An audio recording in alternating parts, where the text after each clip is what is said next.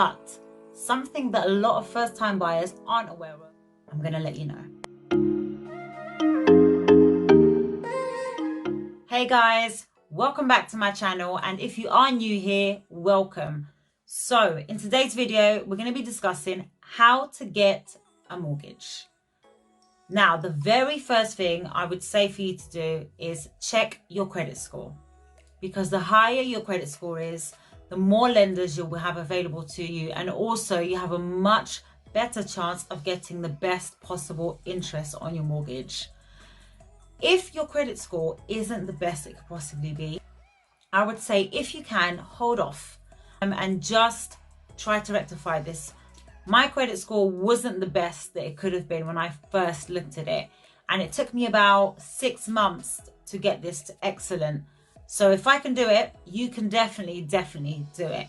Now, obviously it may take more time depending on your circumstances, but what I would say is if you have any debt, pay that off. Focus on paying that off as quickly as you can. Also, don't apply for any new credit, because this will affect your credit score.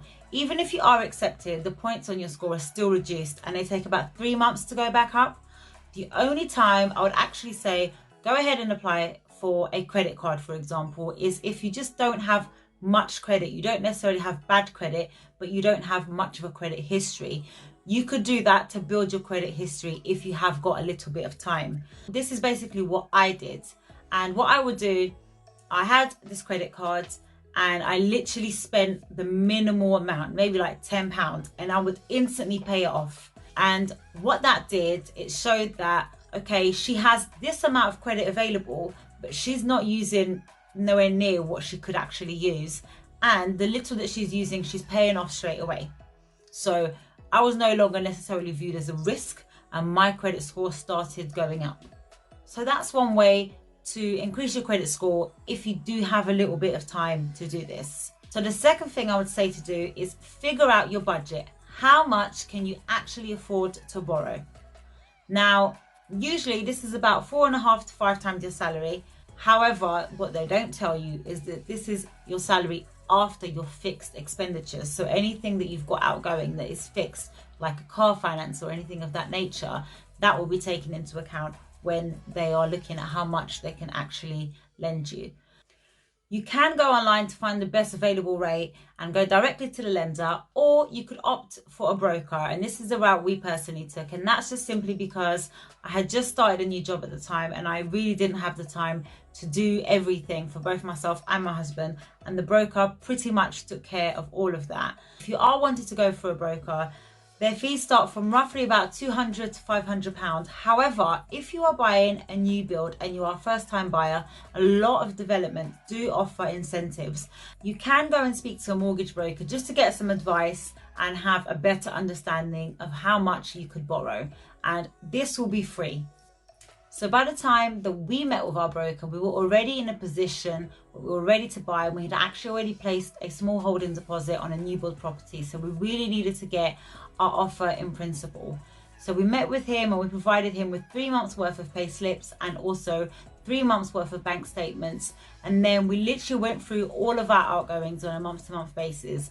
And when I tell you they want to know everything, they want to know everything. So if you feel that there might be some unnecessary spending showing on your bank statements, maybe work on that for the next 3 months. So by the time that you do go to the broker, it just looks the best it can possibly look.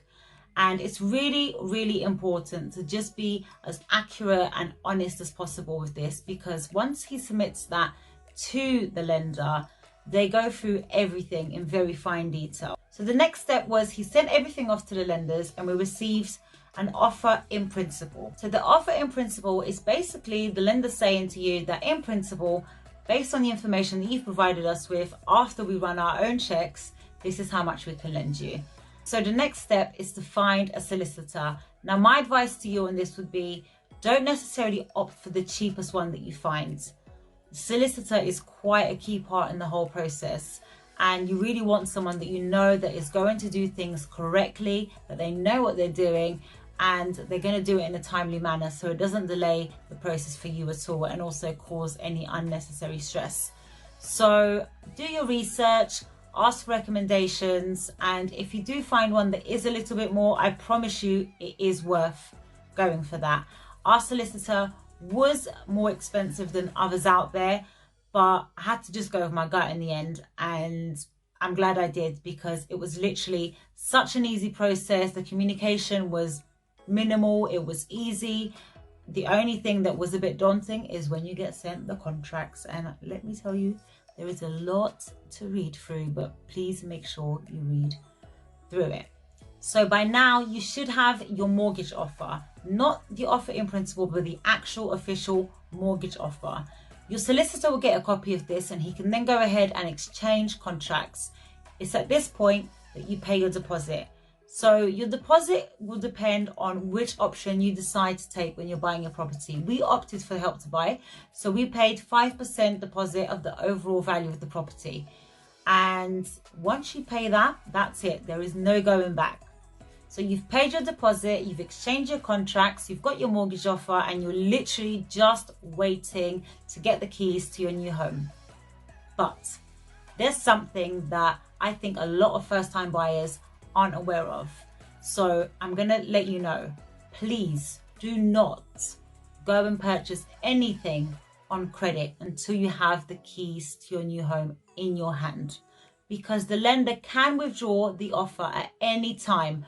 What tends to happen quite often is just before they release the funds to your solicitor, they may do one final check just to see if anything has changed in your circumstances.